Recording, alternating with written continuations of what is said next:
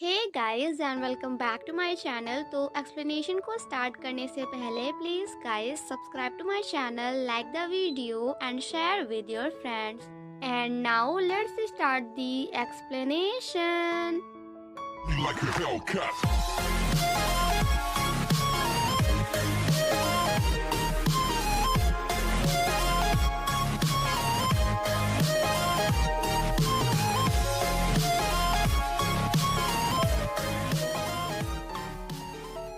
Part 2 की शुरुआत में हम आंशांग को उसकी फ्रेंड के साथ कैफेटेरिया में देखते हैं, जहां हमारे आंशांग का ध्यान लंच पे कम बल्कि यानमू पे ज्यादा होता है। जिसके बाद वो मान्नान से यानमू के बारे में पूछती है, जिसे सुनकर मान्नान को ऐसा लगता है कि आंशांग यानमू को पसंद करती है।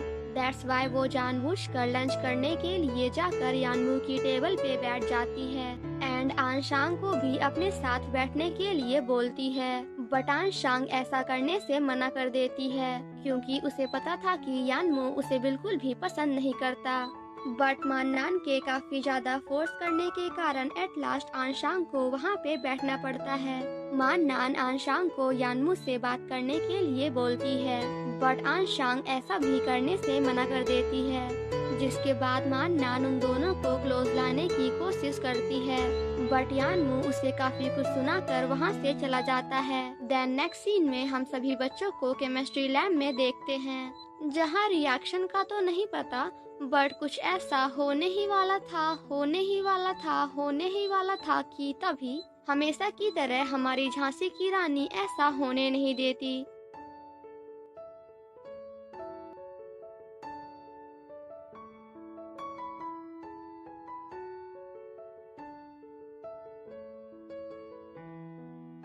एंड इतना सब होने के बाद भी आज हमारे कैंपस का बुली बॉय मतलब कि मिस्टर मजनू उस बॉय पे बिल्कुल भी गुस्सा नहीं करता एंड देन आंशांग के पास जाकर स्माइल करता है। आंशांग जब यानमू से बात करने की कोशिश करती है तो यानमू उसे स्कूल में बात करने से मना करता है, क्योंकि वो नहीं चाहता कि उन दोनों के रिलेशनशिप के बारे में किसी को भी स्कूल में पता चले।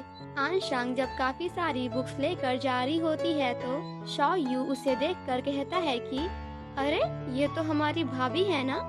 जिसके बाद मोजे चैन आंशांग की हेल्प करने के लिए जाता है, जहां थोड़ी बहुत बहस करने के बाद एट लास्ट आंशांग उसे बुक्स दे ही देती है। एंड जब क्लास के बच्चे हमारे मिस्टर मजनू को पहली बार किसी की हेल्प करते हुए देखते हैं तो वो सभी कम्प्लीटली शॉक्ड हो जाते हैं। जिसके बाद मुझे चैन आंशांग से कहता है कि यार देख तो मेरा हाथ कितना जोर से दर्द कर रहा है, बिकॉज आज मैंने पहली बार इतनी सारी बुक्स उठाई हैं, सो प्लीज दबा दे।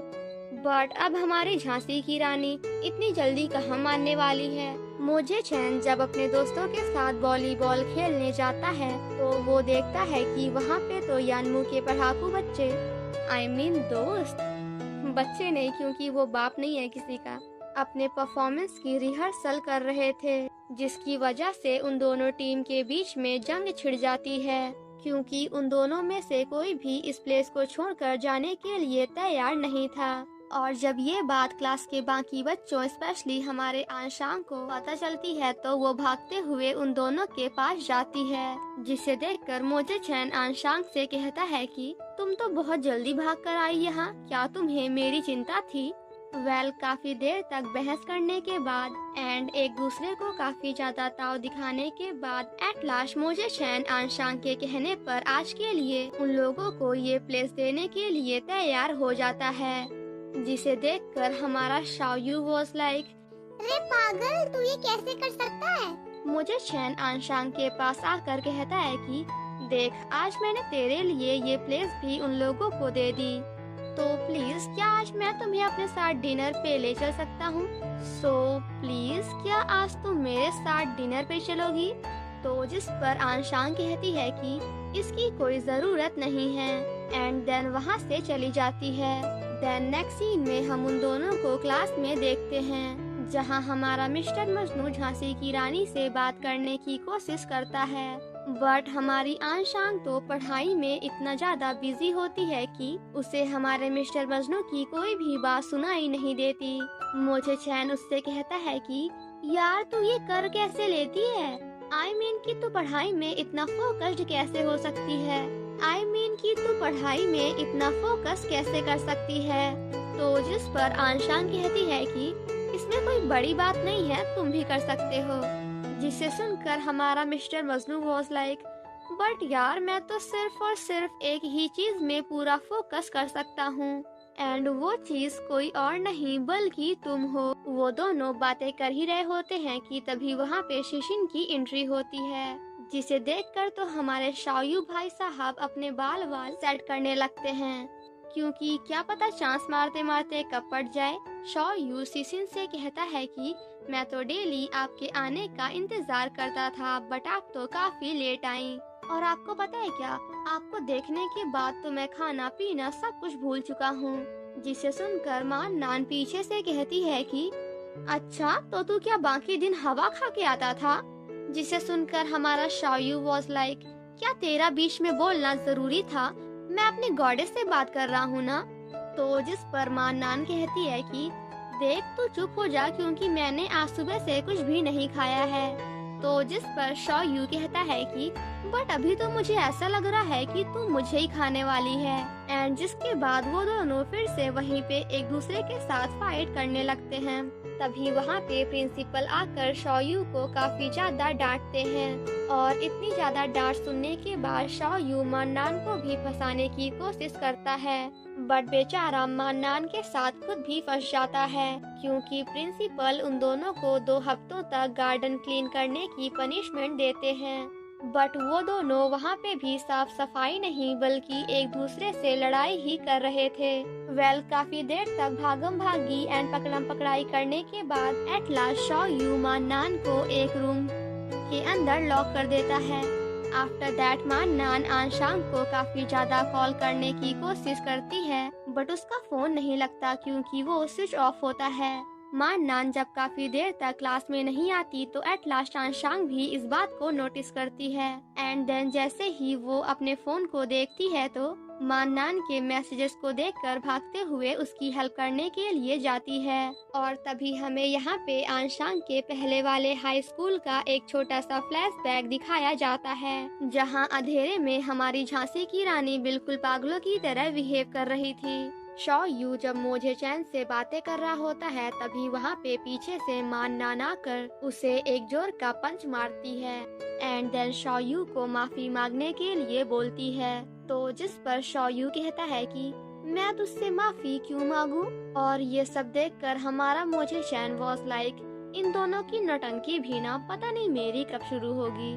आंशांग भी शाओयू को मान्नान से माफी मांगने के लिए बोलती है, बट फिर भी शाओयू ऐसा करने के लिए तैयार नहीं होता। बट मुझे चैन के कहने के कारण एट लास्ट वो मान्नान से माफी मांग ही लेता है। शाओयू कहता है कि मेरी छोटी बहन मान्नान प्लीज मुझे माफ कर दे।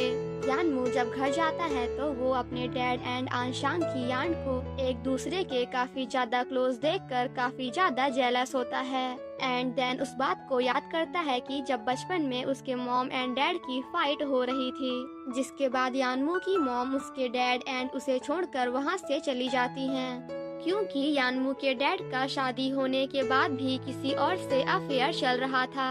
यानमू के मॉम के जाने के बाद उसके घर में आंशांग की आंट आती हैं, जो कि यानमू से काफी अच्छे से बात करती थी और उसके लिए काफी सारे गिफ्ट्स भी लाया करती थी।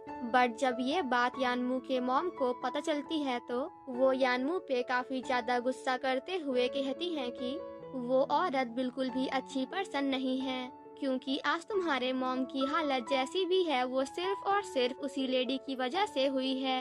सो प्लीज तुम आज के बाद उससे कभी भी बात मत करना और ना ही उसके लाए हुए गिफ्ट्स लेना। यानमू की मॉम यानमू से कहती है कि अब तो उस लेडी की भांजी भी तुम्हारे घर में आ गई है, सो प्लीज तुम कभी भी उसे अपने क्लोज मत आने देना एंड हमेशा उससे बच के रहना, क्योंकि क्या पता कि उसका भी इरादा बिल्कुल वैसा ही हो जैसा उसके आंट का था। यानमू इन सभी बातों को याद कर ही रहा होता है कि तभी वहाँ पे आंशांग भी बुक को रीड करते हुए आ जाती है। तो यानमू आंशांग के पास जाकर कहता है कि रोज रोज बुक रीड करने का क्या फायदा? तुम अपनी आंट के पास जाकर ये क्यों नहीं सीख लेती कि आखिर दूसरों को फंसाते कैसे हैं? I mean कि अपने वश में कैसे करते हैं। सेम नाइट जब आन शांग सो रही होती है तभी उसके रूम में उसकी आंट आकर सभी लाइट्स को ऑफ कर देती हैं, जिसके कारण आन शांग को उसके बचपन का सपना आने लगता है, जिसे देखकर वो काफी ज्यादा डर जाती है एंड सबसे पहले उठकर लाइट्स को ऑन करती है। नेक्स्ट मॉर्निंग जब आन शांग लाइब्रेरी जा रही होती है तो दूर से मोजे चैन भी उसे देख लेता है एंड देन अपने दोस्तों से कहता है कि एक काम करो, तुम लोग जाओ, मैं थोड़ी देर से आता हूँ। आन शांग जब एक बुक को निकालने की कोशिश कर रही थी तभी वहाँ पे मिस्टर मजनू आकर उसकी हेल्प करता है। बट हमारे मिस्टर मजनू झांसी की रानी को वो बुक आराम से नहीं देता, बल्कि वो तो उसे वो बुक देने के लिए काफी ज्यादा परेशान करता है। वहीं दूर से ये सब यानमू भी देख रहा होता है। आन शांग जब मिस्टर मजनू से परेशान होकर वहाँ से जा रही होती है तो हमारे मिस्टर मजनू उसे रोकते हुए कहते हैं कि अरे मेरी माँ, बुक तो ले ले। और हाँ, मैं तो तुझे परेशान इसलिए कर रहा था क्योंकि तू काफी क्यूट लग रही थी। आन शांग जब वहाँ से जा रही होती है तो हमारा मिस्टर मजनू फिर से उसे परेशान करना स्टार्ट कर देता है। वहीं बेचारा हमारा यानमू उन दोनों की बातों से काफी ज्यादा परेशान होकर एट लास्ट उन दोनों को अपनी आंखें दिखाते हुए वहाँ से चला जाता है। आन शांग मोजे चैन से पूछती है कि क्या तुम्हारा हैंड अभी भी दर्द कर रहा है? तो जिस पर मोजे चैन कहता है कि मेरा हैंड नहीं बल्कि कुछ और ही दर्द कर रहा है, जिसे सुनकर हमारी झांसी की रानी वॉज लाइक क्या?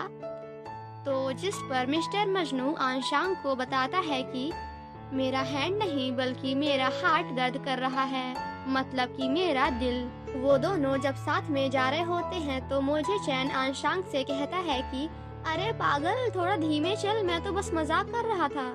वो दोनों बातें कर ही रहे होते हैं कि तभी उनकी नजर एक बुली ग्रुप पे पड़ती है जो कि मिलकर कुछ बच्चों को स्कूल के पीछे बुली कर रहे थे, जिसके बाद हमारी झांसी की रानी एंड मिस्टर मजनू जाकर उन दोनों बच्चों की हेल्प करते हैं। आन शांग उन दोनों बच्चों से कहती है कि अगर आज के बाद वो ग्रुप तुम्हें फिर से परेशान करे ना तो फिर आकर मुझे बताना, मैं पक्का तुम दोनों की हेल्प करूंगी। एंड देन वो हमारे मिस्टर मजनू को भी उन दोनों की हेल्प करने के लिए थैंक यू बोलती है। और इसी के साथ हमारा पार्ट 2 यहीं पे खत्म हो जाता है। Thank you so much guys for watching my explanation. Stay safe and healthy. Bye bye.